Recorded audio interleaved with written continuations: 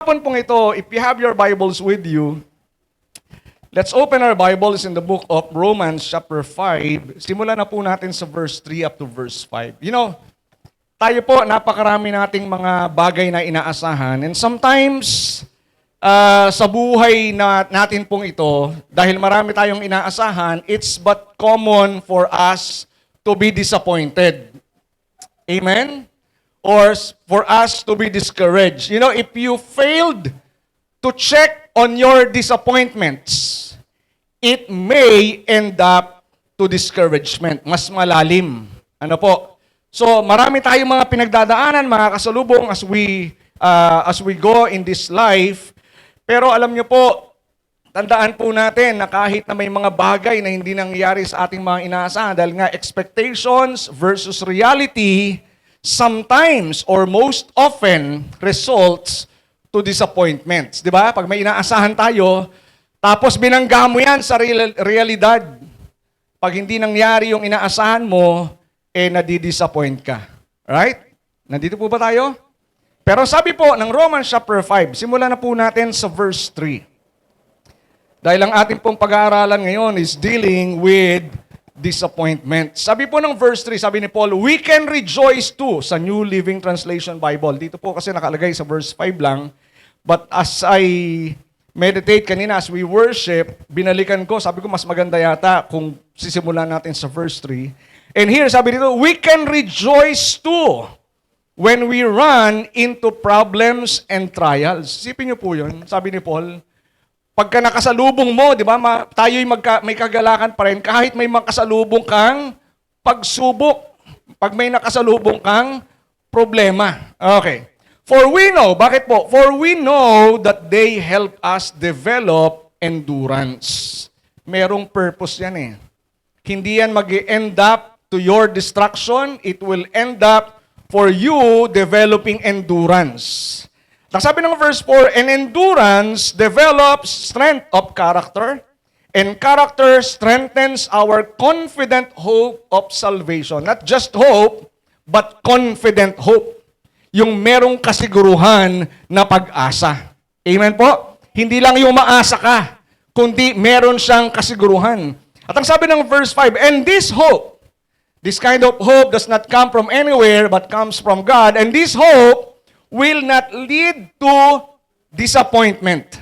Sabihin nga po, this hope will not lead to disappointment.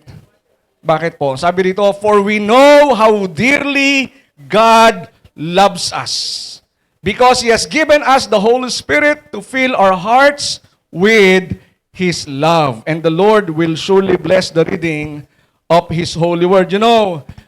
Marami tayong mga naranasan ng disappointments. Sino po dito nakaranas na maraming disappointments? Yan, common yan, di po ba? Hindi pwede magulat ka, disappointed. Parang nakakagulat na disappoint ako. Hindi, common po yan eh. Kasi marami tayong mga inaasahan. Ano po, whether sa trabaho yan, sa buhay, sa kinabukasan, minsan nga nadidisappoint ka sa sarili mo eh. Okay? Sa asawa mo, sa mga anak mo, magulang, etc., kaibigan. Pero dito po, sinasabi po, yung pag-asa na binigay ng Diyos sa atin, we will not be disappointed. Minsan kasi pinaasa ka lang eh.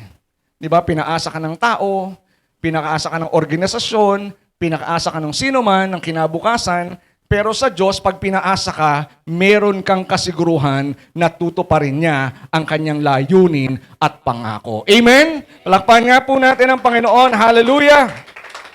Pero before we go doon sabi nga ni Charles Stanley po, the late Charles Stanley ng In Touch Organization, sabi po niya, disappointments are inevitable.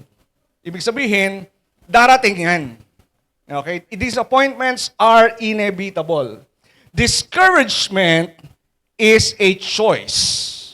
Sabihin, you may be disappointed, kasi hindi mo nga maiwasan yan. But to be discouraged, it's your choice. So when you become discouraged, nagdesisyon ka kasi na maapektuhan ka ng disappointments. Ng mga akala mo, mga inaasahan mo na hindi nangyari. Dahil sa yung kabiguan. Ano bang sa Tagalog ang disappointments? Kabiguan yata. So dito po, no, tingnan po muna natin yung causes of disappointments. So that we will understand how to adjust our lives because this is common. Ano ba unang cause ng disappointment? Unang-una po, high expectation. Pag napakataas ng ating pag-asa o ng ating inaasahan, high expectations. Parang sa Bible po, di ba? Merong isang halimbawa dyan si Joseph. He expects that the wife that he will marry was a virgin. Virgin naman, yes, no? Kaya lang, nung sila po ay, bago sila magsama, he found out that Mary was already with child.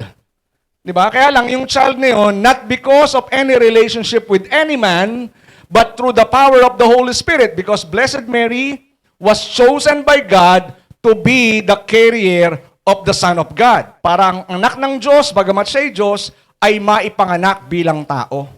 So it was really a great disappointment. Di po ba? Kasi umasa siya. The same thing with Joseph. Umasa siya na yung kanya mga kapatid, poprotectionan siya. Pero hindi po ginawa. Instead, binalak siyang patayin. Tayo rin po, sometimes, di ba, our high expectations disappointed us, di ba, only to find out later kung anong plano ng Diyos. Di po ba? Marami tayong akala. Sino po rito may mga akala? Di ba? Akala ko, siya rin forever. Akala ko forever na, yung pala 1 week lang. Di ba? Isang linggo lang. Akala ko, mareregular ako, yung pala hindi. Akala ko may magandang mangyayari bukas, yun pala hindi. Ang dami nating akala. At dahil sa mga akala na yan, na nakasalalay, minsan nakabatay sa kakayanan ng tao, or sometimes nakasalalay sa pwedeng mangyari, posibilidad na mangyari, we are disappointed. Kasi high expectations. Di ba? Parang ano lang yan sa klase, di ba? O sa pagkabumili tayo ng anumang gamit, di ba? Or meron kang expectations na ganito ang mangyayari, pero hindi, no? You expect it to be of quality made. And then when you bought it, napakamahal, sandali lang nasira na kagad. So expectation versus reality, pagka yung realidad ay mas mataas kaysa o mas mababa kaysa sa expectation, it results to disappointments. Are we here po? Pero pag yan ay equal, expectation equals reality, satisfaction. Amen? So pangalawa po, wrong motives. Another cause ng disappointment, wrong motive. Mali yung motibo mo. Kaya ka nadi-disappoint kasi motibo mo mali. Alright? Parang si Judas. Di ba? Ano ba motibo ni Judas? Yes, of course, pinili siya ng Diyos. Pinili siya ng Panginoon to be one of the disciples. Andito pa po ba tayo? Pero yung kanyang motibo, why he stayed and continue serving or with Christ during the 3 years public ministry ni Jesus, it was with wrong motive. Kasi kaya niya patuloy na sumama kay Jesus kasi akala niya, yun, akala na naman, umasa siya na si Jesus, he will be a political leader. That he will change the government system, kukuhanin yung kaharian sa Rome at i-establish yung kingdom of David. But when Jesus said that he will die and be crucified, na-disappoint siya. Wrong motive. Right? Tayo rin po, if we have wrong motives, it may result to disappointment. Third reason, or third cause ng disappointment is limited perception. Limitado po yung ating pananaw. Tayo po, hindi natin nakikita kung ano mangyayari bukas. Meron po ba rito, nakakita na kung ano mangyayari bukas? Wala pa po. Di ba? O next week. So limited. Okay, yung nangyayari sa buhay mo, we have a limited perception. You don't know the reason why it's happening. Di ba? Nung nakaraang linggo, ang topic natin, Lord, or what's happening, Lord? Sometimes there are situations, circumstances na hindi mo mapaliwanag bakit nangyayari. Di po ba? Pero God knows why it's happening. God knows why He allowed it to happen. Amen? Para yung kay Job, Nung nangyari yung kay Job, he doesn't know what happened. Bakit sa isang araw, sa isang iglap, nawala lahat ng kanyang ari-arian. Sa isang araw, namatay yung kanyang 10 anak. Healthy naman siya, bigla siya nagkasakit. He doesn't know. Only God knows. Amen? So limited perception. Para yung mga disciples, they don't understand bakit si Jesus kailangang mamatay. Kaya nga nung sinabi ni Jesus doon sa lugar ng Philippi, sabi niya, I will die, I will suffer greatly in the hands of the Gentiles, and I will die. But after 3 days, I will rise again from the dead. Hindi na narinig ng mga disciples yung he will rise again from the dead. Ang narinig nila, he will die. Kaya si Pedro, inakabayan si Jesus, sabi niya, Panginoon, hindi dapat mangyari sa ito. Because they don't know the complete picture. Amen? Sa atin din po, yung limited perception po natin has disappointed us for so many times. Kasi hindi natin nakikita yung mga bagay na mangyayari. But we need to understand, katulad nga po nung binasa natin dito, hope does not disappoint. Why? Because the Holy Spirit has been given to us. Amen? Upang ipaalala sa atin na hindi mo man naiintindihan ang mga bagay na nangyari sa buhay mo, God, the Holy Spirit, witnesses to your spirit that God loves you. And that is more than enough. Because if God loves you, therefore, hindi ka niya pababayaan. Amen po ba? Do you believe that God loves you? If you believe that God loves you and God has a good purpose for you, that God has prepared the best future for you, ano man nangyayari sa buhay mo ngayon, hindi ka dapat ma-disappoint, lalong-lalo na sa Diyos. Patuloy kang umasa, confident hope, pag-asang may kasiguruhan, dahil alam mo ang Diyos na nangako ay hindi papalya. Amen po? Kahit hindi mo na unawaan, continue believing. Parang kay Abraham, he doesn't know. But he believed. Di po ba nung sinabi ng Diyos, umalis ka dyan sa bayan mo, pumunta ka ron sa lugar na aking ituturo sa iyo. He doesn't know what will happen. But he decided to live anyway. Why? Because he believed in God. Dapat ganun din po tayo. It's not blind faith.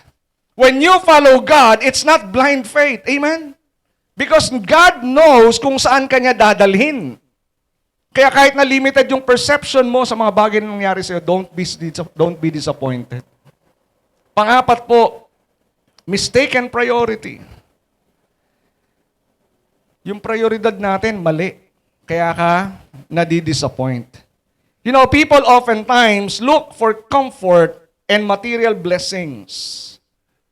But we need to understand, God is more concerned in our character development.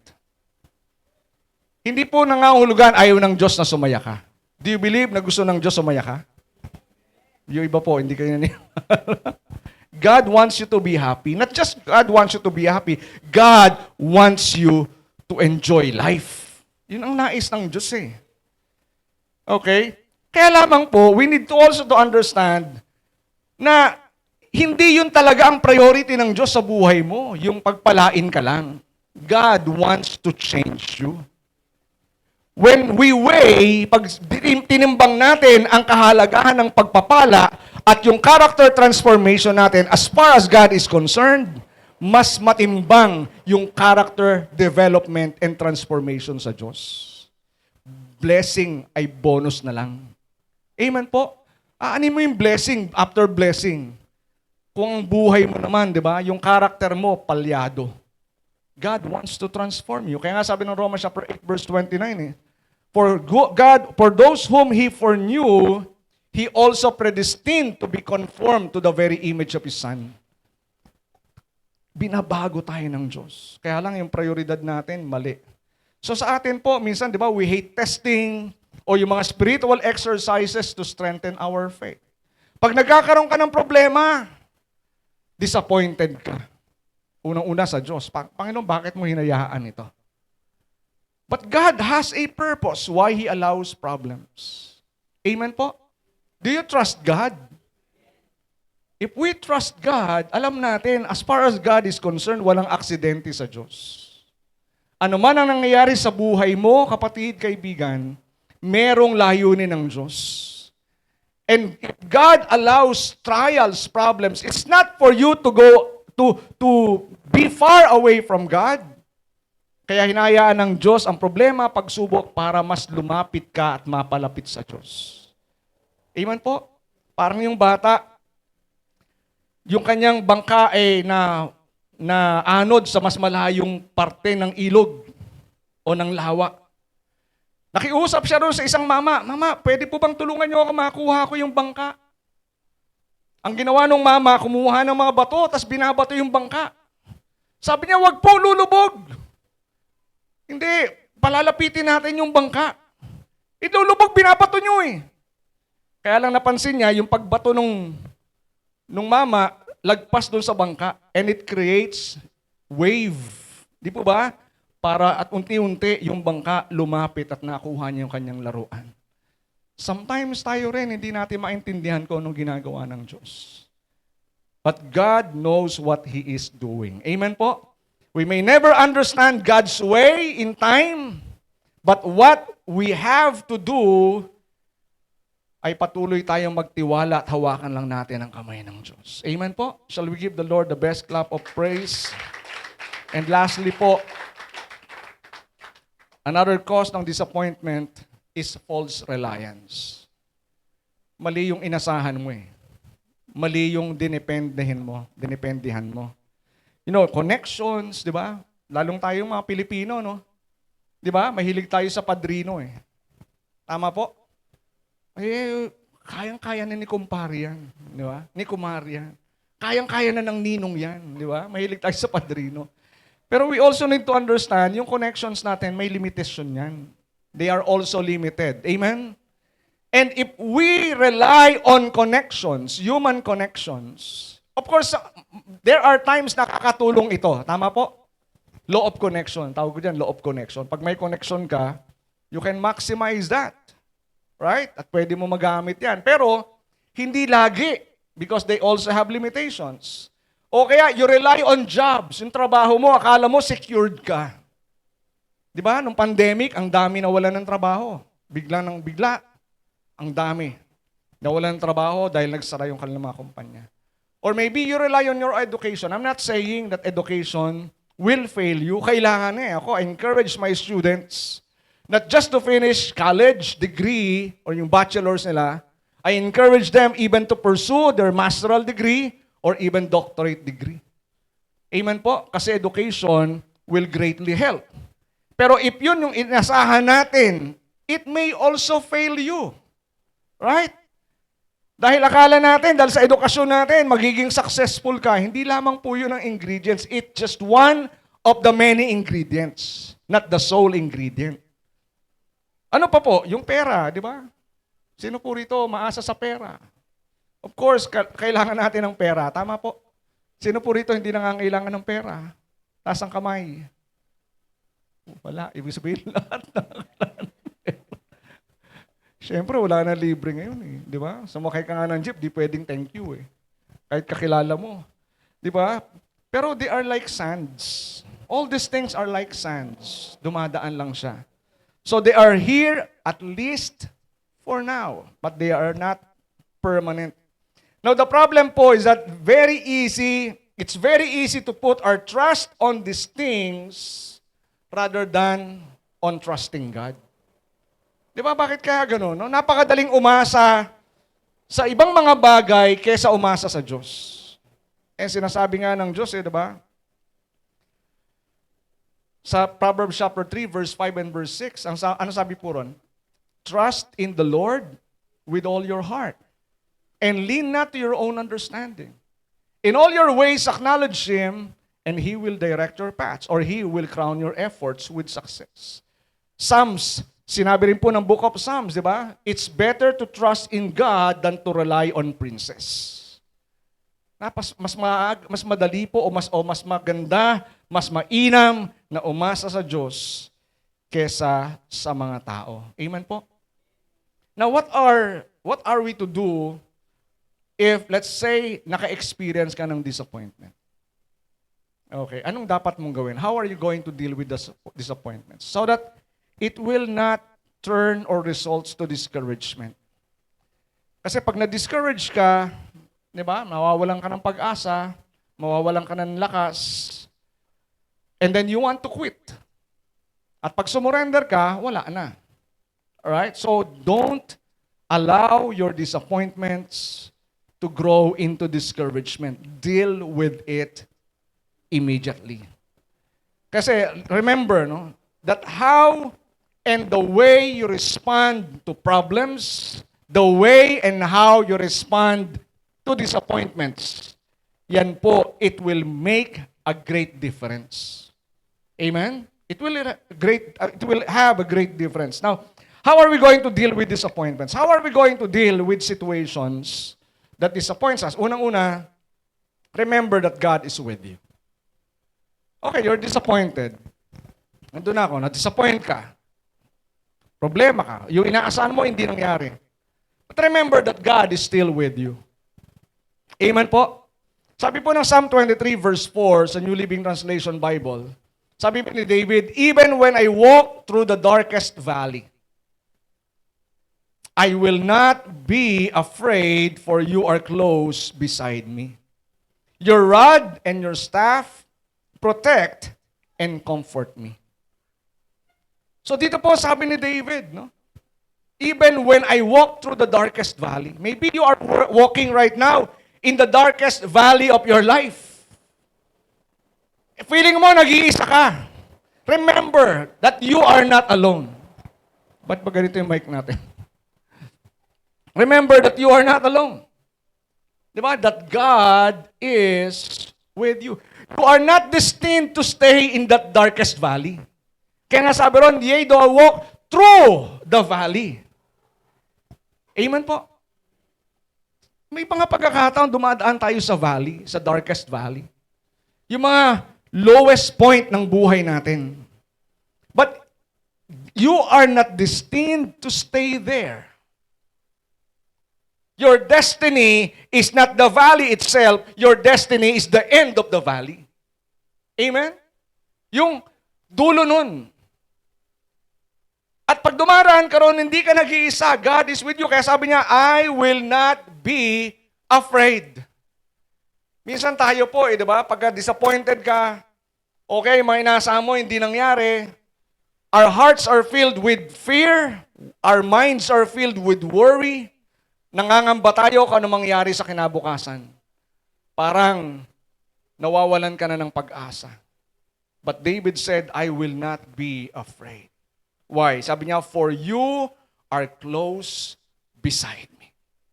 You know, hindi mo man nararamdaman ang presensya ng Diyos sa tabi mo, but God is with you. Amen po? Nangako siya eh. Sabi niya, I will never leave you nor forsake you. So you are close beside me. At ang sabi pa niya yun, your rod and your staff protect and comfort me. Now yung rod, ang shepherd po kasi dalawa hawak niyan eh. Isang rod, maliit na kahoy yan, at yung staff, mahaba. Now, yung rod, hindi po yan ginagamit sa ship. Amen? Hello? Baka iniisip natin dahil yun ay pamalo ng ship. Hindi po. Yung pong rod, kaya sabi ni David, your rod and your staff, they comfort and protect me. Yung rod, ginagamit ng shepherd sa mga mabangis na hayop that will attack the sheep. And we are the sheep of God. Amen? And God is our shepherd. Si David po, siya'y shepherd eh, kaya alam niya yun eh. So he's safe because he knows that God will protect him. At andun yung staff, because staff naman ito mo yung ginagamit. Pag naliligaw ka ng landas, may panungkit yun eh, meron yung parang hook. Pag naliligaw ka, pag kumakanan ka, lumilihis ka, gagamitin ng shepherd yung hook, di ba? Kukunin ka sa leeg para ibalik ka sa daanang tama. Yung dulo ng staff, yun yung pinantatapik. Pero never na ginamit ng shepherd yung rod para paluin ang sheep. Dito po ba tayo? Kasi minsan po, pag nakakaranas tayo ng problema, minsan may naririnig ako, even before, pinalo ka ng Diyos. Pag sinabi mo, ang Diyos pinalo ka, di ba? Can you imagine that? Pag ang Diyos ang pumalo sa'yo? Hello? Parang ano yan eh. Sinapak ako ni Pacquiao. Example lang. Ano ba, si Pacquiao sumapak sa'yo? Ano po ang resulta niyan? Hindi ka lang KO, baka patay ka. Amen po? Imagine ko ang Diyos ang mamamalo sa'yo. Naintindihan po ba natin? Pinalo ka ng Diyos. Yung ganun pong kaisipan, hindi po siya right representation ng Diyos because God will never, ever cause you pain. Amen. The shepherd will never use the rod. Yung staff, yun ang gagamitin niya, yung dulo nun, ipantatapik. Kaya nga po sa atin, maybe you find yourself stuck in the valley of disappointment. Di ba? Baka ngayon, nandun ka, but you're not meant to stay there. You're meant to move forward. And you're not alone. So this particular verse reminds us that God is with us and we are not alone. Kaya nga sabi ng Romans chapter 5, pag binalikan natin, sabi ng verse 5, and this hope will not lead to disappointment. Marami tayong inasahan that led to disappointment after disappointments. Amen? Umasa ka. Kaya sabi nga ng isang pope, which is very wrong. I forgot the name of that pope. Sabi niya, if you don't want to be disappointed, don't expect. That's wrong. Because it's but common for people, for human beings, to hope, to expect. Kaya lang, pag hindi ka umasa kasi, di ba parang, pag tinanggal mo nga ng pag-asa yung tao, para mo na siyang pinatay. So it's wrong. Kaya lang sabi rito ng Bible, and this hope will not lead to disappointment. Bakit po? Yung hope na yun, na meron tayo, yung pag-asa na yun, hindi yung galing kahit kanino pa man, galing yun sa Diyos. And because God is the source of that hope, therefore, it will not result to disappointment. Amen? So, when you are disappointed, remember that God is with you. Kaya sabi dyan ni Paul, for we know how dearly God loves us. Alam niyo po ba na mahal kayo ng Diyos? Gaano ka mahal na mahal? O mahal lang? Maliit na mahal? Sobrang mahal. Di ba? Grabing mahal.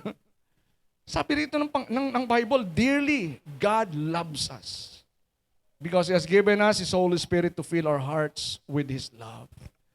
So, unang-una, remember, if you are disappointed, remember that God is with you. Secondly, bring your disappointments to God.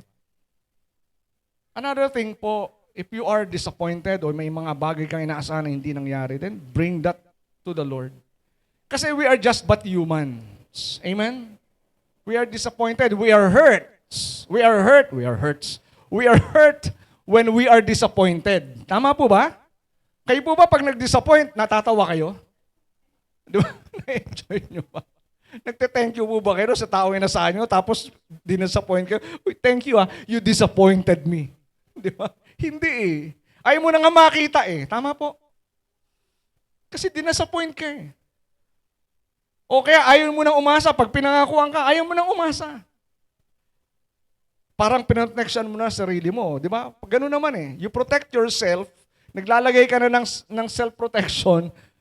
And one way para proteksyonan mo sarili mo, hindi ka na umasa. Pag nangako, hindi ka na kagad naniniwala ka agad. Right? Because you don't want to be hurt. So bring your disappointments to God.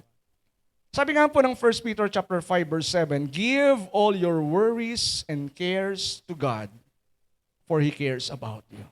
Remember this, beloved. Give all your worries and cares to God, for He cares about you. You know, because God cares about you, nagmamalasakit ang Diyos sa iyo. So He invites you now to give your cares to Him. Amen? Ano po ba ang kabigatan meron ka? Ano po ba hurts meron ka? Yung sakit ng damdamin, disappointments na meron ka. Di po ba? Sabi ng Bible, ibigay natin sa Diyos. Kasi nagmamalasakit siya sa atin. You know, giving our burdens to God, or even disappointments to God, requires us to actually let go. Ano po ba ibig sabihin ng let go? Let it go. Di ba? Let it go. Ibig sabihin, bibitawan mo. Hindi mo lang ipahihiram. Lord, sige, papahiram ko sa iyo problema ko. Papahiram ko sa iyo hurts ko. Hindi, let it go. Ibig sabihin, wala na sa kamay mo. Amen? So God requires us to actually let go of them in order to transfer the responsibility of carrying them fully to Him. Para wala na sa iyong dala-dala. Amen? So if you are disappointed, if you're hurting, if you have burdens, if you have cares, if you have worries, if you have fears, give them to God. Hayaan mo ang Diyos ang magdala. Kesa naman, makikita ka ng mga kaibigan mo, bakit ang lungkot-lungkot ng mukha mo? Pasan ko ang daigdig. Di ba? Masyadong madrama eh. Di ba? Hindi mo naman kailangan pasanin ng daigdig. Ang Diyos nag-iimbita na sa atin eh, na ibigay natin sa Kanya. Naalala ko lang, sabi ng Matthew 11 verse 28, lumapit kayo sa akin, kayong lahat na napapagal. Pagod ka na ba? Pahinga ka. Rest ka muna. Sabi ng, lumapit kayo sa akin, kayong lahat na napapagal at nabibigat ang luba, at kayo ay aking pagpapahingahin. Nais ng Diyos, di ba? Tayo po di ba? Kung ikaw ay magulang at makita mo yung anak mo na mahimbing natutulog, matutuwa ka ba? Hello po? Di ba? It's a joy na makita mo yung anak mo na natutulog, naghihilik pa. And God also delights to see His children living in peace. Kaya lang, again, as I have mentioned before, di ba, peace is not the absence of problems. Amen po? Peace is serenity even in the midst of problems. It's calmness. Kalmado ka kahit sa kalagitnaan ng problema dahil alam mo, ang Diyos ay kasama mo at hindi Kanya pababayaan. Amen? So bring your disappointments to God. Kasi maintindihan ng Diyos yan eh. Even your hurts. Minsan pag sinabi mo sa kaibigan mo, alam mo, pare, disappointed ako. Naku naman, ikaw naman, para ka namang bata. Di ba? Pa-disappoint ka pa. Hindi nila maintindihan eh. Yung lalim ng sakit ng damdamin mo. But God knows. Amen? So when we come to God at pinor out natin, binuhos natin ang lahat ng sama ng loob natin sa Diyos, hindi sasabihin ng Diyos, ikaw naman, napaka-immature mo naman. Hindi. God will listen to every words you will say. Amen? God will give His complete attention to you. Kaya bang gawin ng Diyos yun? Yes, because He loves you. So bring your disappointments to God. The Bible assures us that God is faithful to carefully take care of everything we entrust Him. Amen po? Kaya nga sabi ng 1 Corinthians chapter 1 verse 9 sa Amplified Classic Version. Sabi ron, God is faithful. Sabi niyo nga po, God is faithful. Ano ibig sabihin ng faithful? Reliable, trustworthy, and therefore ever true to His promise. And He can be depended on. And expand ng amplified. Kaya nga siya amplified. In-amplify niya. Di ba yung word na faithful? It means reliable, trustworthy, mapagkakatiwalaan, therefore ever true to His promises, laging totoo sa Kanyang mga pangako, at maaasahan. By Him, you were called into companionship and participation with His Son, Jesus Christ, our Lord. Because you are in Christ. Therefore, di ba, ang Diyos po ay tapat, mapagkakatiwalaan, maaasahan. Amen? So bring your disappointments to God. Huwag mong hayaan na nandyan lang sa'yo. Kasi the more you hold on to that disappointment, the more you hold on to that hurts, the more it will grow roots. Mas lalo mag-uugat yan.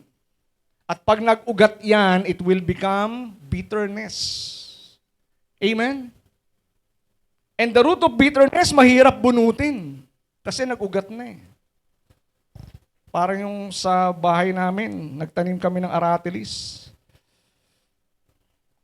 Nung di ba, pag ganyan lang, pwede mo na kagad bunutin eh. Okay, tumutubo pa lang. Ang halaman, di po ba? Madaling bunutin pag tumutubo pa lang. Pero pag puno na, kahit 2 kamay, 3 beses, 3 pa kayo, 5 pa kayo, hindi nyo na mabubunot yun. Eh masyado na siyang makalat.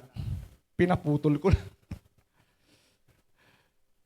Pero sa problema natin, di ba? Yung bitterness. Kaya nga, we should deal with it immediately. Yung disappointment and hurts natin. Pangatlo, how are we going to deal with this? Take comfort in God's promises. Take comfort in God's promises. Promise na naman. Na-disappoint na nga ako sa pangako. Pinangakuan ako, hindi tinupad. Napako. Ako po, lumaki ako na maraming pangakong napako. Wala naman akong martilyong pambunot. No?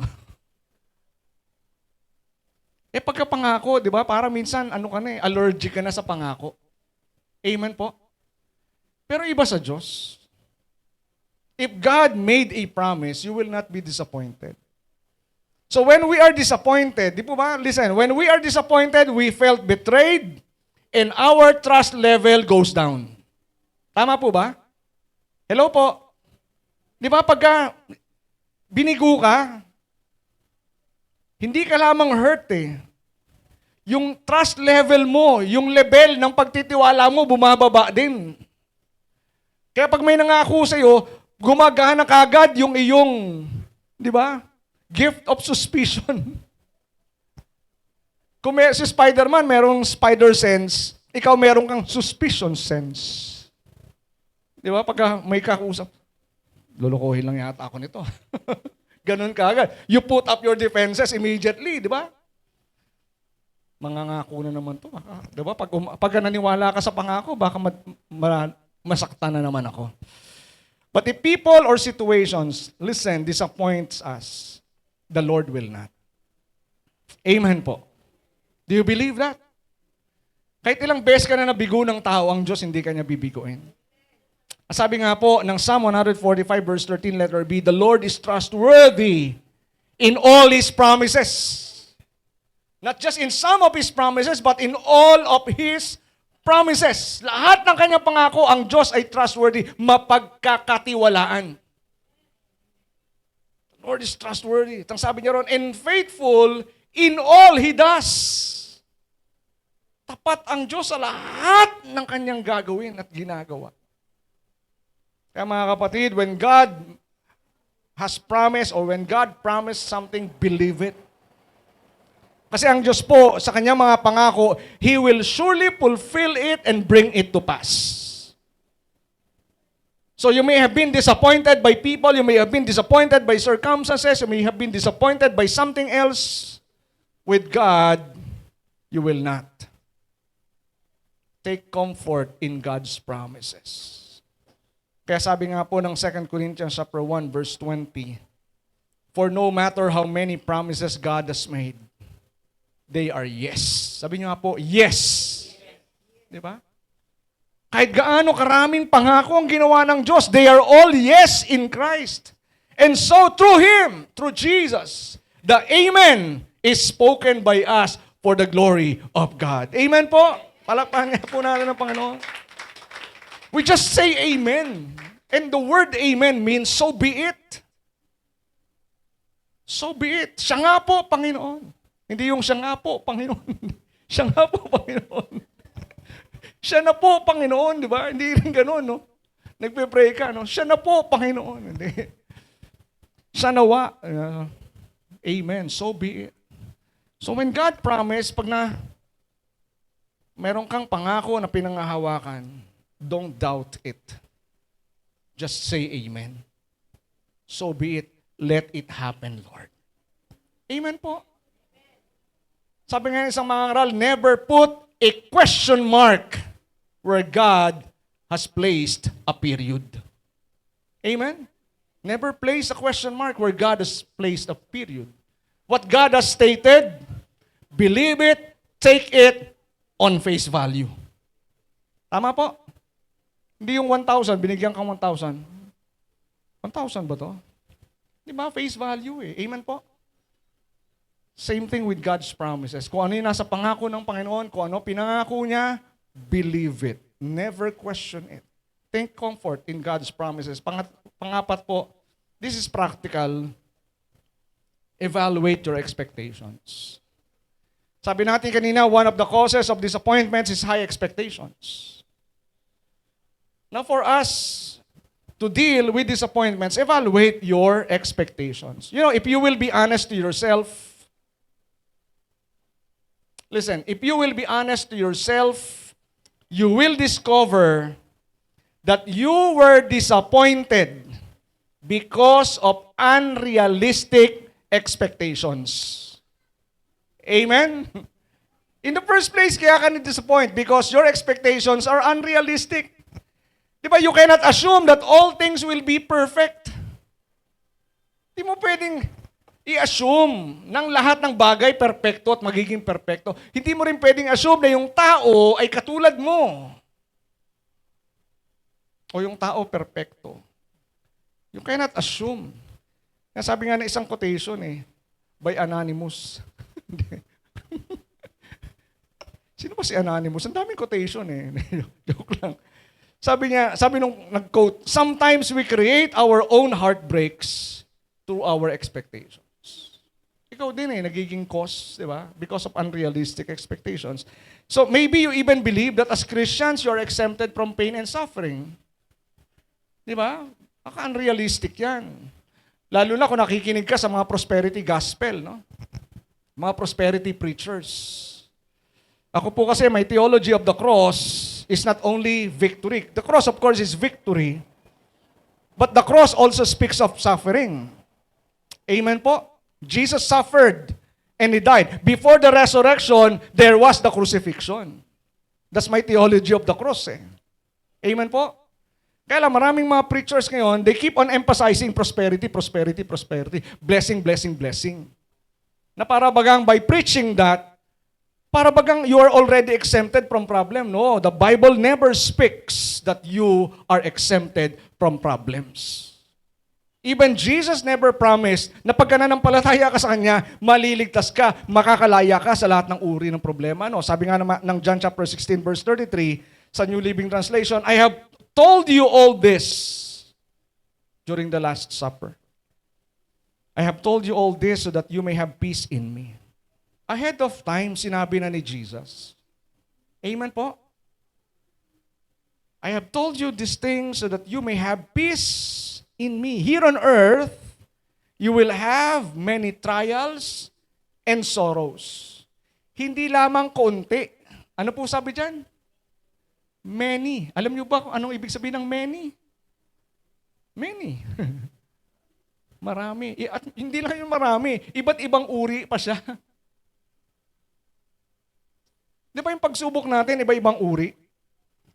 Tama po. Hindi lang isang aspeto ng buhay yung problema at pagsubok. Iba-ibang aspeto Pero yung tamang perspective po, di ba sabi ni Jesus, but take heart because I have overcome the world. So, realidad po, we will experience, we will encounter trials, we will encounter problems, we will encounter sufferings. Amen? Realidad po ng buhay yon. Pero ang pag-asa po natin, mangyari man yung disappointments, mangyari man yung mga hindi natin naasahan, o hindi man mangyari mga inaasahan natin, masaktan man tayo, makaranas man tayo ng problema. Ang pag-asa natin, si Jesus na nagtagumpay. At dahil siya ay nagtagumpay, tayo rin ay matagumpay. Amen? Palakpakan nga po natin ang Panginoon. Alala ko lang po, sabi ni James sa James chapter 1, di ba? Count it all joy if you experience various kinds of trials. Count it all joy. Parang, hindi ba ano yun? Parang contradictory, no? Di ba pagka nakaranas ka ng pagsubok, do you take it as joy? Sasaya ka ba? Hello po, may kausap po ba ako? Sasaya ka po ba pag may problema ka? Kasi kung ang problema ay nagbibigay ng kasiyahan, manalangin tayo maraming problema. Di ba? But it's not the problem ang nagbibigay ng problema, kung hindi yung pwedeng maging resulta ng problema. Because sabi nga ni James, sa James chapter 1, because we know that these trials will produce patience, endurance, character. Amen po. And God allows that. Not because He hates you. God allows that so that you will be strong. You will become better, not bitter. God wants you to be a winner, not a whiner. Amen? Yun po ang nais ng Diyos. Kaya, evaluate your expectations. Baka expectation mo sa asawa mo sobrang taas. Expectation mo sa anak mo sobrang taas. Expectation mo sa circumstances mo sobrang taas. Expectation mo sa sarili mo sobrang taas. Okay lang yung expectation natin sa Diyos sobrang taas. Amen? Dahil ang Diyos, hindi mo malalagpasan yung expectation mo sa Kanya. God will always exceed our expectations. Amen po? Di ba parang yung feeding of the 5,000, nagdala lang ng ilang pirasong tinapay, ilang pirasong isda eh. Ano ginawa ni Jesus? Napakain yung 15, almost, di ba? More or less, 15,000 people, including women and children. Eh, yung tanong ni Andrew magiging sapat po ba to? Sa napakaraming taong ito, Jesus exceeded their expectations. Sa atin din, ganoon din. Amen? Pero when it comes to people, when it comes to circumstances, evaluate your expectations. Baka sobrang taas. At pag sobrang taas ang expectations mo sa tao, sa circumstances mo, o sa sarili mo, you'll end up disappointed. So evaluate. Maging makatotohanan tayo. Amen? Tama po. Ang anak mo, asawa mo, hindi sila perpekto. O yung trabaho natin, hindi perpekto. Kaya minsan may mga empleyado, reklamo ng reklamo eh. O kahit sa church, may mga Christians, reklamo ng reklamo sa church. Gusto humanap ng perpektong church. Pero hindi po no? Lahat tayo may mga imperfections. Amen po? Only God is perfect. And lastly po, focus your thoughts on the good. So if you're disappointed, focus your thoughts on the good. This is more than positive thinking. This is faith thinking. Amen? Ang Bible po, hindi naman siya nag-admonish ng positive thinking. What the Bible teaches is faith thinking. Mag-isip ka according to faith. Di ba? Hindi yung positive thinking. Kasi ang positive thinking, nakafocus sa chance. Are we listening? Sa chance lang yun. In that sense, when you have positive thinking, tas nakabase sa chance, sa pagkakataon, again, you may end up disappointed. Kasi chance is chance. Di ba? Pag umasa ka sa chance, para ka nagsugal, di ba? Tsamba pag nangyari. Pero yung faith, it focuses on God's promises and on the one who made that promise. Amen po. So focus your thoughts on the good. Ano ba yung good? Kaya sabi ng Philippians chapter 4 verse 8, and now, dear brothers and sisters, one final thing. Dahil si Paul po, during this time when he wrote Philippians, matanda na si Paul eh. So nag-ahabilin na siya. One final thing. Fix your thoughts on what is true and honorable and right and pure and lovely and admirable. Think about things that are excellent and worthy of praise. So focus on what is good. It's not positive thinking. It's faith thinking. Kasi po, where you fix and focus your minds or your thoughts, listen, it will greatly affect how you respond to life's disappointment. Di po ba? Kung ano pumupuno sa isipan mo eh. But if we focus on the promises of God, on what is true. Sino pang katotohanan ng Diyos? Mga kapuri-puri. Di po ba? Then, we will respond to any situation ng tama. Sabi nga nila disappointment is a temporary detour. Si Anonymous na naman, no? Disappointment is a temporary detour, not a dead end. So pag nag-disappoint ka, hindi yan dead end. Hindi yan katapusan. Detour yan. So change your way. So mga kapatid, sa atin po kailangan mabago talaga isip natin. Amen po? Mabago pananaw natin. Kasi minsan, we are prisoners of our own mental prisons. At yung mindset natin, hindi lang ngayon yan na-develop yan mula nung maliit tayo. Di ba? Yung scarcity mindset, di ba? Yung poverty mindset, yung defeated mindset, yung loser's mindset.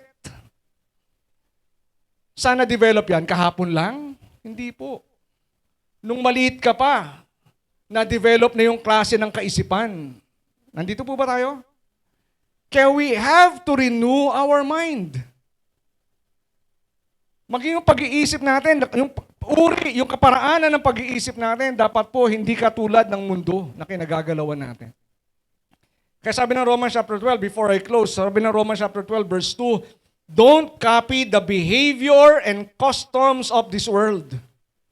You know, behavior is directed by mindset, by attitude.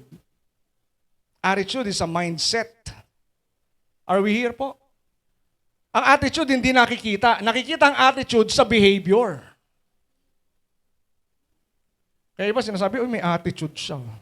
Nakita mo yung attitude. Hindi. Behavior yun. Yung attitude expressed through behavior. Kaya sabi rito, don't copy the behavior and customs of this world, but let God transform you into a new person.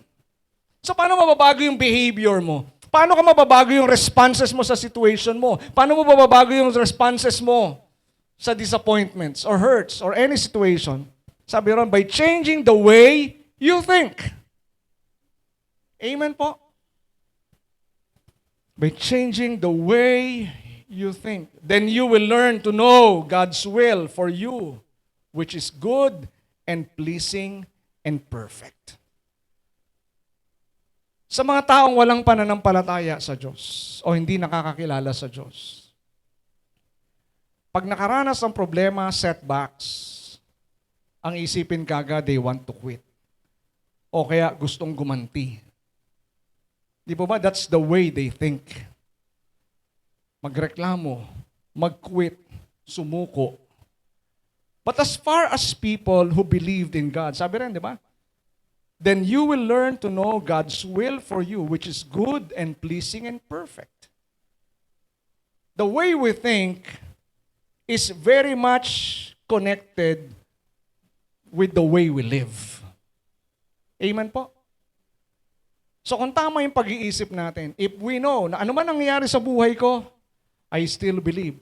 Right thinking God's plan for me will still happen. Amen? Di ba sabi ni David God will perfect that which concerns me. Yung layunin ng Diyos sa buhay mo, kapatid, tutuparin ng Diyos. So anumang setbacks na nangyari sa buhay mo, God will not stop in fulfilling His purpose for your life. And if that is our mindset, then hindi tayo magugulumihanan, hindi tayo susuko, magpapatuloy tayo despite of the circumstances, difficulties, trials, or even disappointments. Amen? Because we know that God is faithful. Palakpakan nga po natin ang Panginoon. Tumayo nga po tayong lahat. Hallelujah. So are you disappointed? Maybe you are disappointed in circumstances, in people. Ang daming orang disappointments Sa tao, sa sitwasyon, maraming bagay, no? But it doesn't stop me. No? You know, I feel the same thing no? Until, sabi nga, no, ma-realize ko na yung perlas, alam niyo po yung perlas? Alam niyo po ba paano nabubuo yung perlas? Nabubuo po yung perlas, para yung sa kabibe, para siya makabuo ng perlas, yung pong clam, it must be hurt and suffer. Di ba, kailangan niya mag-ipon ng mga buhangin. And in that process, that clam itself, clam ba or oyster? Oyster. Oyster, di ba? It hurts itself and by suffering, later on, it produces pearl. Same thing din po sa atin eh. Kaya ang Diyos, He allows problems, yes, He allows suffering, not to destroy you. Ang focus ng Diyos, of course, yung end, no? Pero mahalaga rin yung proseso. Kailangan mong pagdaanan yung proseso. And in the process, yung proseso, yun yung medyo challenging sa atin. And even though it is challenging, we know that God's grace is more than enough. Amen po? So kung tayo po, you have been hurt, you have been disappointed, remember that God is still the God of restoration. The ruins that happened in our lives, kaya niyang muling baguhin yan at buuin. Yung mga nasirang pangarap, na walang direksyon, God can still restore things. Because God is the God of restoration. Through the fire. I walk through the fire with my head lifted high as my spirit revives in your story. I look to the cross. I look to the cross as my failure is lost in the light of your glory. Come on, sing the song. Let the ruins come to life. Amen. In the beauty of your name, rising up from the ashes, ever you reign, and my soul will find refuge in the shadow of your wings.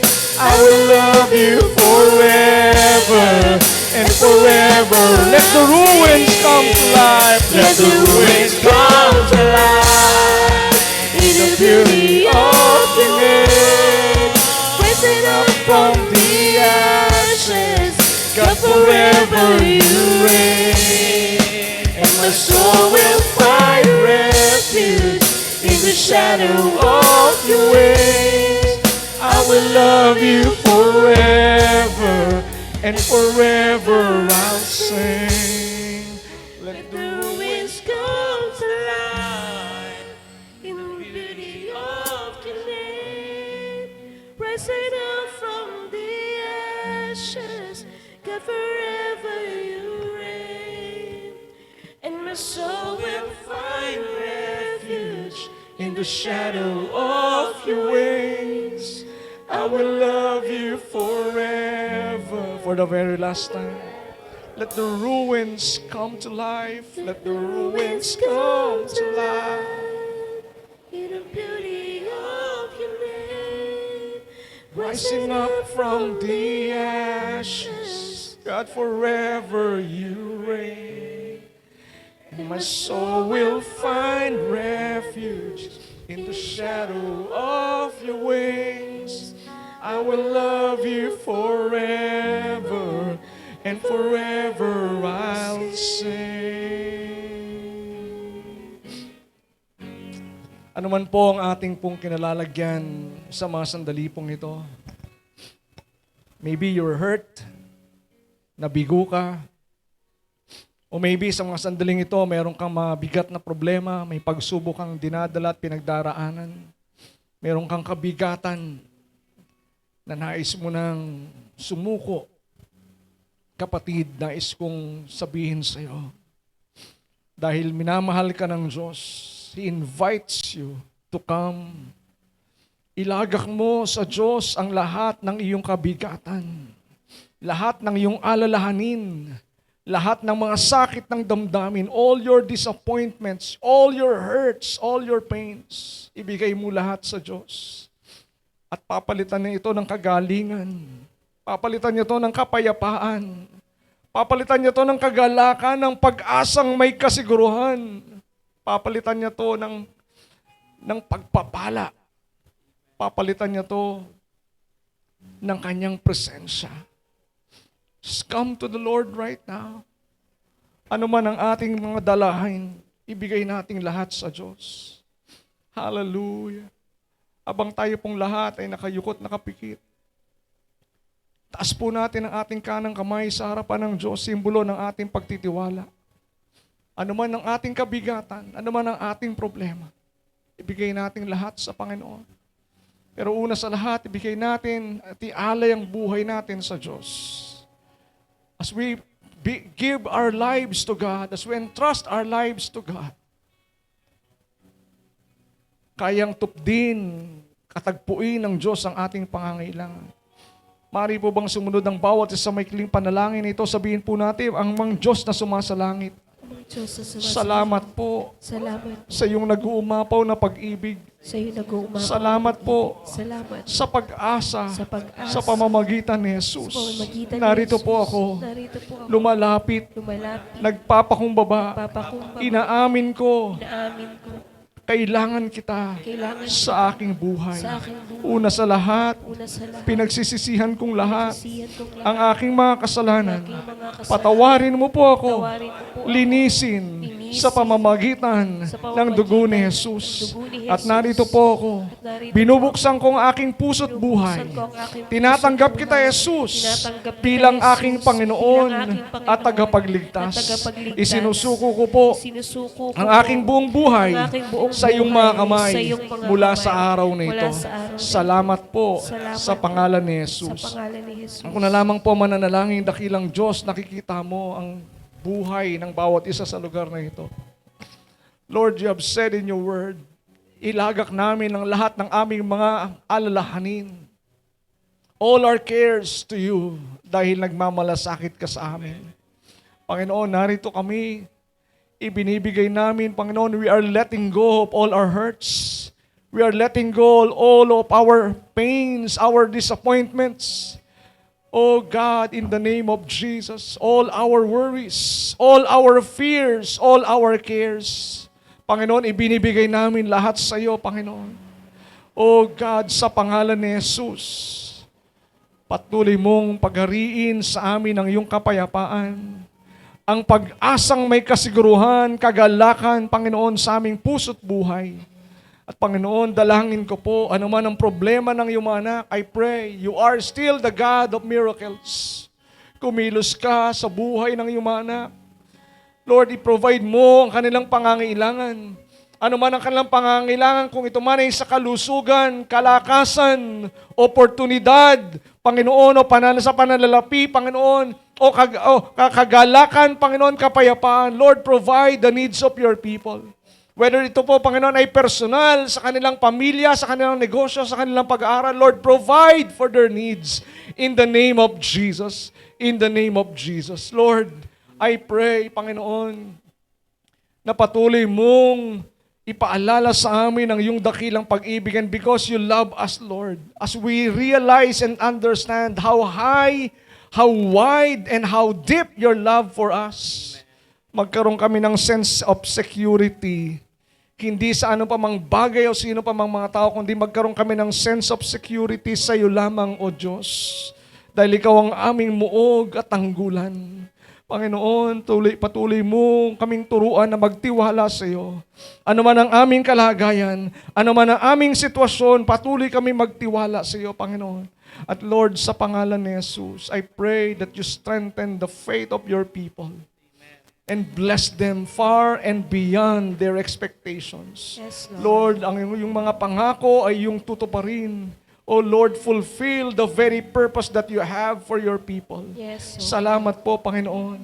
If they need comfort right now, let them be comforted. Amen. Oh, let all the broken-hearted, oh God, be healed. Amen. Oh, in the Yes, name Lord. of Jesus, receive Yes, O healing Lord. right now. Hallelujah. Let pains be Yes, gone O in the name of Jesus. Jesus. Let hurts be Jesus' healed name, O Lord. in the name of Hallelujah. Jesus. In the name of Jesus. Even painful memories, Lord, I pray Yes, for O healing. God. Hallelujah. Oh, let the memories of the past be Oh, healed hallelujah. in Jesus' name. O And let God. your people be Jesus' free. name, O Let your Lord. people be free in the Yes, name of Lord. Jesus. Jesus' Oh, name. Panginoon, maging yung mga bisyo, Panginoon, ang iyong mga anak, o sino pa man, Panginoon, nahihirapan kaming makalaya. Lord, wasakin mo namang tanikala ng Yes, bisyo. Lord. Jesus' Tanikala ng name. kasalanan sa buhay ng iyong mga anak, maging sa aming mga kapatid na kamakapanood ng video na ito. Lord, winawasak namin ang lahat ng kadena, lahat ng tanikala, ng kaaway, ng bisyo, ng kasalanan, Yes, sa pangalan ni Lord. Jesus. In Jesus' Sa pangalan name, ni O Jesus. God. O maging anumang sakit at karamdaman, o mga maling kaisipan, we rebuke all Yes, those wrong God. thinking, all Yes, wrong, Lord. those wrong thoughts, in Jesus' name, those wrong mindsets, we Jesus' rebuke, name, O God. we Hallelujah. pull down every stronghold Jesus' in the name, name O of God. Jesus. Hallelujah. In the name of Jesus. Lord, salamat po. Pour out your blessing upon your people, Amen. your favor. Bless the works of their hands as you prosper their ways. Amen. Yes, Salamat po, Panginoon. Lord, beginning today, hallelujah, we may be disappointed as we go along with this life, but now we know how to deal with the disappointments of life. Dahil lagi ka namin kasama, and we can always rely on you who is faithful and always true. We honor you. We bless you. In Jesus' name we pray. And everybody agree and say, Amen. Amen. Amen. Amen. Amen. God bless you po. Magandang hapon po sa ating pong lahat.